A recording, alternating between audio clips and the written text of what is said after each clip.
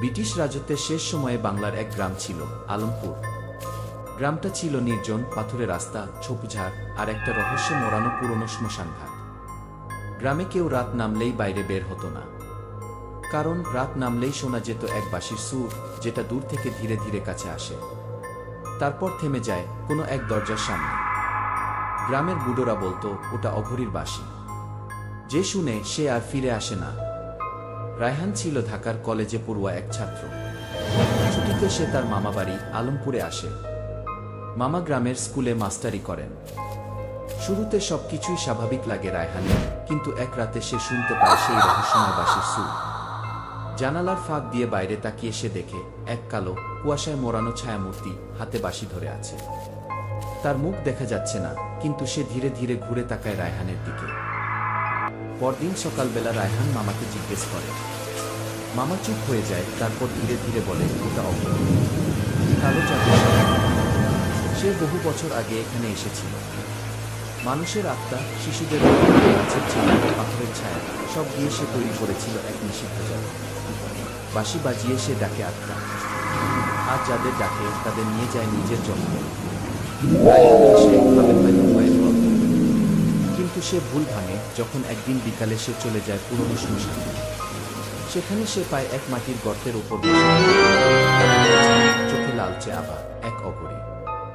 অঘরী হেসে বলে, তুই আসছিস, তুই শুদ্ধ, তোর রক্তে শক্তি আছে, তোর মাধ্যমে আমি ফিরব পুরনো জাদুতে।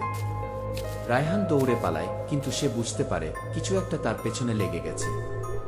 রাতে তার ঘুম ভেঙে যায়। বাড়ির বাইরে দাঁড়িয়ে থাকে এক মহিলা, গায়ের শাড়ি ছেঁড়া, চুল এলোমেলো, চোখে জ্বলন্ত আগুন। ডাইনি! সে চিৎকার করে উঠলে মামা এসে দরজা খুলে, কিন্তু বাইরে কেউ থাকে না। পরের কয়েকদিন রায়হান দেখতে পায় এক বৃদ্ধ লোক খালি পায়ে ঘোরে, শিশুদের দিকে তাকিয়ে হাসে। গ্রামে গুজব ওঠে কেউ একজন নরখাদক ঘুরছে, ছোট ছেলে মেয়েরা হারিয়ে যাচ্ছে। এক বৃদ্ধা বলেন, যেখানে অঘরীর পা পড়ে সেখানেই ডাইনি আর নরখাদকের আবির্ভাব হয়। ওরা একত্র হয় যেই দিন পূর্ণচন্দ্র ওঠে, তান্ত্রিক উৎসর্গের রাত। রায়হান এবার বুঝতে পারে এটা শুধু গল্প না, অঘরীর বাঁশি কেবল শুরু। এক রাতে, পূর্ণিমার রাতে, সে খেয়াল করে পুরো গ্রাম নিস্তব্ধ।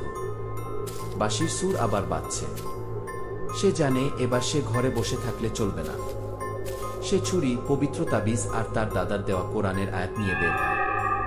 শ্মশানে গিয়ে দেখে অঘরী এক বৃত্ত এঁকেছে, তার মাঝখানে পড়ে আছে তিনটি মৃতদেহ, এক শিশু, এক কুকুর আর এক মহিলা। তারা নড়ছে না, কিন্তু তাদের চারপাশে কালো ধোঁয়া ঘুরছে। অঘরী বলছে, আত্মা, ছায়া, ছায়ার ছায়া, উঠে আয়।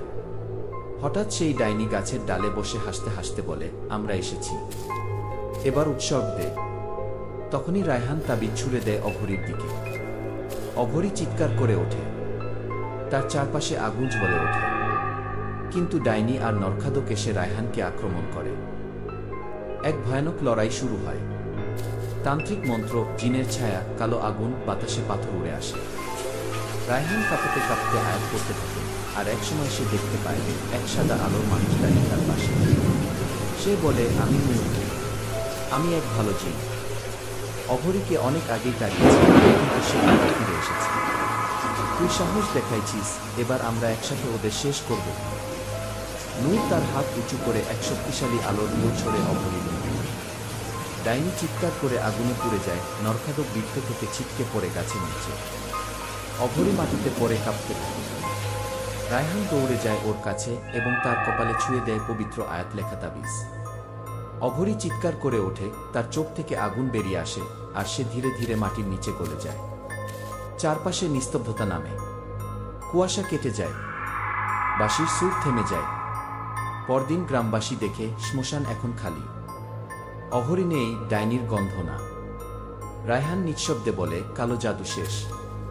কিন্তু ভয়, তা তো সময়ের মতোই, এক জায়গায় বসে থাকে, কখন যেন ফিরে আসে।